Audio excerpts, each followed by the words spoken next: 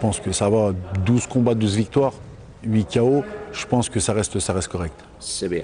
Donc, si on revient sur votre expérience en équipe d'Algérie, quel bilan tiriez-vous surtout? Bah, comment dire, en équipe d'Algérie, c'est vrai qu'il y a eu, il y a eu du très bon et du un peu moins bon, forcément. Mais c'est vrai que grâce à l'équipe d'Algérie, j'ai énormément voyagé, j'ai énormément appris. J'ai croisé des gens, des entraîneurs, des boxeurs qui m'ont énormément enrichi dans ma carrière. Voilà, comme je vous ai dit, avec l'Algérie, j'ai parcouru les 4 coins du monde, on allait un peu de partout, on a forgé notre expérience. Et même sans ça, ne serait-ce qu'en Algérie, hein, on faisait le championnat d'Algérie. Il y en a beaucoup qui pensaient qu'arrivant en Algérie, le championnat serait d'un niveau très moyen. Je me rappelle même, pour l'anecdote, on était 10 immigrés, 10 résidents français. Et des 10 résidents français, le seul à avoir passé le premier tour, c'était moi. Tous les autres avaient perdu en huitième de finale parce qu'ils pensaient que ça allait être facile. Maintenant, en Algérie, il y a vraiment, vraiment un vivier de talent. D'ailleurs, avec l'athlétisme, voilà, la boxe, c'est le sport qui a ramené le plus de médailles aux Jeux Olympiques. Pour citer les Mohamed Zawi, Mustafa Moussa, Mohamed Bouchiche, Hossein Sultani, Allah yarhamou, Mohamed Alalou, voilà, Il y a pas mal de voilà, boxeurs, c'est vrai que dans le palmarès, c'est vrai que les Algériens ont toujours fait bonne figure en boxe. D'autant plus récemment, il y a un garçon qui était mon colocataire en équipe d'Algérie qui fait beaucoup parler de lui, c'est Abdelhafid Ben Chebla, qui s'en sort très très bien. Mais voilà, c'est vrai qu'en Algérie, on a beaucoup à apprendre parce qu'on a différents styles, plus avec, comme je vous l'ai dit, les voyages qu'on a effectués toute l'expérience qui nous a été apportée, on a pu se faire un bagage technique assez intéressant. Voilà. Après, il ne faut pas oublier aussi, il y a peu de monde qui le sait, mais je ne sais pas si vous connaissez le boxeur, l'athlète le mieux payé au monde, Floyd Mayweather. Floyd Mayweather, il faut savoir que il est invaincu en professionnel, il a bientôt 50 combats, 50 victoires. En amateur aussi, je crois qu'il a 340 combats, il n'a que 4 défaites, mais ce que les gens ne savent pas, c'est qu'il a une défaite contre un Algérien. Il y a très peu de monde qui le sait, ça. C'est pour dire à quel point voilà, il y a des talents en Algérie. Il a perdu contre qui? Contre un garçon qui s'appelle Nourdine Medjoud, dont on ne parle pas assez souvent, pareil, qui est de la génération Alalou, Sultani, Benguesmia, et c'est un garçon voilà, qui a battu Floyd Mayweather, c'était au championnat du monde de Berlin, en 95. Aux Jeux africains 2007 en Algérie, vous avez été déclaré perdant en finale. Quelles sont les raisons notamment de cet arbitrage scandaleux? C'est vrai qu'aux Jeux africains 2007, à la maison, hein, c'était à la salle omnisport de... Non, c'était à non, c'était à Borj El Kifen. Ah, Borj El Kifen, oui, c'était en 2007, oui. Exactement, Oui. c'était à Borj El Kifen. Et c'est vrai que, on était 6 Algériens en finale. Donc 6 médailles d'or potentielles. Pour nous, on savait qu'on allait faire médaille d'or. Les 6, mais malheureusement, pour certains arbitres, c'était un peu trop 6 médailles d'or à la maison. Sur 11 catégories, 11 médailles d'or, 6 médailles d'or à la maison, ça faisait trop. Ça faisait un peu trop, donc ils ont été obligés de délester un petit peu de médailles, d'en laisser un petit peu pour les autres pays. Donc il y a, que je me rappelle, il y avait Abdelrahim Mechnouaï qui fait médaille d'or en mouche, Abdelhalim Mouradi en coque, il y a Abdelkader Chedi en 60 kg, en léger, et Nabil Kassel en 75 kg. Et donc derrière, il restait 2 finales. Il y avait 4 médailles d'or pour l'Algérie, il en restait encore 2. Et les 2 combats de médailles, c'était Algérie et Égypte. C'était Abdelhafid Ben Chebla contre Yasser Ramadan en 80 kg en mi-lourd. Et puis moi et Ahmed Samir Abdelhalim, l'Égyptien aussi. Donc malheureusement, comme vous l'avez dit, voilà, j'ai été volé. J'ai d'ailleurs refusé ma médaille ma médaille d'argent, parce que pour moi c'était une médaille d'or. Bon, après le sport fait qu'on est devenus amis avec Ahmed Samir, mais c'est vrai qu'à la maison, ça m'a laissé une certaine amertume. Aux Jeux Olympiques 2008 à Pékin, vous avez été également lésé en quart de finale. Pourquoi? Ouais, exactement. Bon, après, on va dire que je ne l'ai pas digéré de la même façon parce que autant pour les Jeux africains, je savais sur le tard que j'avais gagné. et que j'avais été lésé. En Ukraine. Aux Jeux Olympiques, c'était face à l'Ukrainien Vyacheslav Glaskov, qui fait partie des meilleurs mondiaux professionnellement aujourd'hui et que j'aurais bien aimé retrouver en professionnel. Après, comme je vous disais, voilà, à Pékin, c'était moins évident. À Pékin, à ma sortie du ring, il y avait tous les journalistes, certains entraîneurs qui me disaient que j'avais perdu. Pour moi, j'avais perdu, c'était normal. Le gars était numéro 2 ou 3 mondial, moi j'étais numéro 7 ou 8. Donc la logique avait été respectée. C'est vrai que bon, même mon entraîneur, le Houari Amé, m'avait dit que j'avais été volé. Voilà, bon, moi j'étais un petit peu sonné, surtout déçu de ne pas avoir fait de médaille olympique. Mais c'est vrai que des années après, on a regardé le combat. Et c'est vrai que voilà, quoi, ça reste litigieux. Et pour moi, ouais, je pense qu'il y avait un podium à accrocher. Dans votre région, ici à Lyon, on parle de beaucoup de jeunes talents en boxe. Peut-on connaître quelques noms qui vous ont épaté ou que vous souhaiterez que l'Algérie, que la fédération les sélectionne?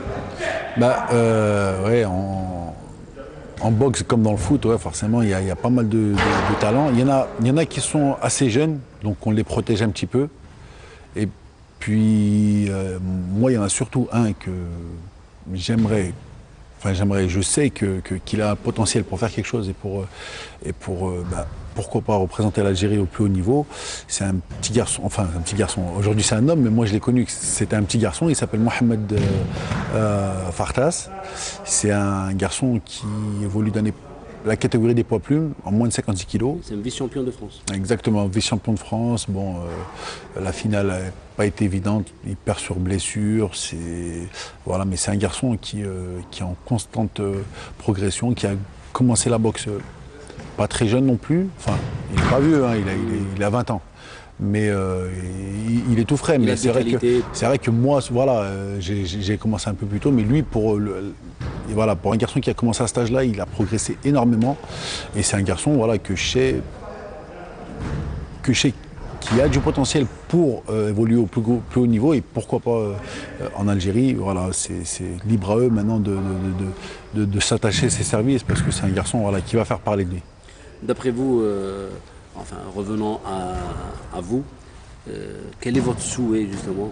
Mis à part les prochains Jeux Olympiques de Rio au Brésil, c'est normal, vous souhaiteriez faire partie. Qu'est-ce que vous souhaitez justement? Est-ce que la fédération algérienne de boxe vous fera appel? Ou est-ce que vous souhaitez une bonne prise en charge ici en France? Après, c'est toujours pareil. Oui, forcément un suivi pour au niveau des athlètes, comme il est fait dans toutes les autres disciplines, hein, que ce soit le ballon, le handball ou le volley. Voilà, d'autant plus que, comme j'aime à me le répéter, et comme on me le demande souvent, voilà, quand j'ai fait les Jeux Olympiques de Pékin, je venais d'avoir 22 ans. Donc j'étais jeune, je voyageais beaucoup, j'avais le temps, je ne pensais pas à l'avenir. Aujourd'hui, je me rapproche de la trentaine. Voilà, c'est vrai que les chances de médaille sont meilleures parce qu'aujourd'hui, je suis plus vieux, j'ai l'expérience. Et plus mûr encore. Exactement, voilà. Et donc c'est vrai que, bon, autant en 2008, je voulais faire une médaille et je pensais l'avoir fait. Mais voilà, comme on dit, j'étais un petit feu follet. Voilà, quoi, c'était l'insouciance. Mais aujourd'hui, je sais qu'il y a quelque chose à faire sur l'expérience. Maintenant, voilà, comment, oui, bien sûr, reste à savoir comment. Est-ce qu'on me met à disposition des moyens adéquats et est-ce que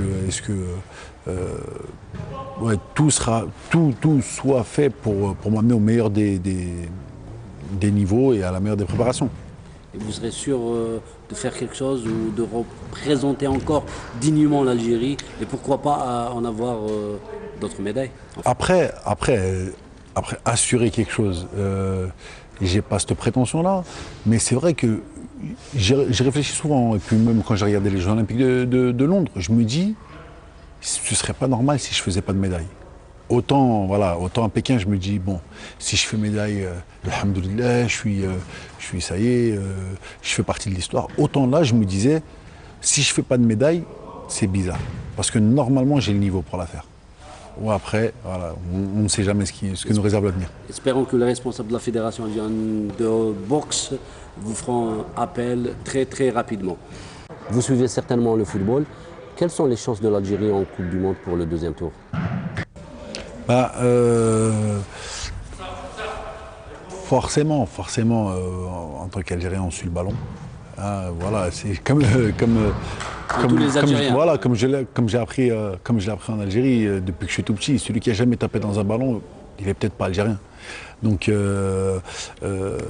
oui, je suis peut-être moins qu'en 2010. Voilà, mais malgré tout, je sais, voilà, je connais le groupe des 23. Je sais aussi ceux qui ont été malheureusement n'ont pas été écartés. retenus. Écartés, voilà. Il y a même un garçon qui fait partie de l'équipe que je voyais quand il était plus jeune. Il venait dans les vestiaires parce qu'on s'entraînait. Il y a un grand de chez lui en fait qui s'entraînait avec moi, qui s'appelait Rachid Aladak de Saint-Etienne. Et ce garçon venait voilà, l'encourager, il venait jusque dans les vestiaires et c'était un petit jeune. Et mon collègue Rachid me disait, tu verras, lui, dans quelques années, ça va être un grand joueur. Et ce garçon, c'est Fawzi Roulam. Qui joue à Naples. Voilà, et moi je le voyais à Saint-Etienne. Et donc, voilà, il y en a d'autres. Hein. Forcément, moi j'apprécie beaucoup Rafiq Haldish. C'est voilà, en tant que boxeur, moi l'homme rugueux, solide, j'aime beaucoup. J'avais déjà suivi ses exploits pendant les qualifications de la Coupe du Monde 2010. Et non, forcément. Après, voilà, bon, le foot en Algérie, c'est une histoire. Nous, Et vous pensez que l'Algérie a des chances de passer au second tour? Sachant que le groupe est difficile avec la Belgique, la Corée, la Russie. C'est sûr que le groupe n'est pas évident. Le groupe est vraiment pas évident. Tout le monde se méfie de la Russie et de la Belgique. Moi, je pense que c'est plus la Corée dont il faudrait se méfier. Mais après, moi, voilà, dans l'esprit où on va dans une compétition, il faut vouloir le meilleur. Donc oui, ouais, bien sûr, il faut sortir du premier tour. Déjà d'une, parce que ce serait historique. Et de deux, parce que voilà, parce que on a les qualités on a des joueurs quand même on a toujours, capables. On a toujours eu les qualités. Voilà, bien sûr. Voilà, moi je sais que ils vont en Coupe du Monde. Oui, le groupe est relevé, mais il y a des groupes pires. On n'est pas tombé dans le groupe de la mort. Donc voilà, il faut. On a des chances de passer au second tour. Voilà. Noufel, on vous laisse le soin de conclure notre entretien. Un petit message adressé à la communauté, aux Algériens en général. Voilà. Ben, déjà continuer à suivre Stade News et voilà, continuer à suivre les sportifs algériens dans quel qu'ils soient, dans quelques domaines qu'ils soient. Après, je sais que voilà, moi, j'ai eu la chance de trouver des supporters dans tous les pays du monde. On allait à Madagascar pour faire le championnat d'Afrique. Il y avait des gens qui étaient là avec des drapeaux de l'Algérie. Donc voilà, tous ceux qui aiment le pays et qui aiment le sport, ben, voilà, continuent à supporter. Et c'est grâce à vous que voilà, nous on fait ça et qu'on est fiers de le faire. Noufel Ouattah, merci d'avoir accepté notre invitation. Nous espérons vous recevoir une autre fois sur notre plateau. Chers téléspectateurs, restez branchés sur Stade News. Bonsoir.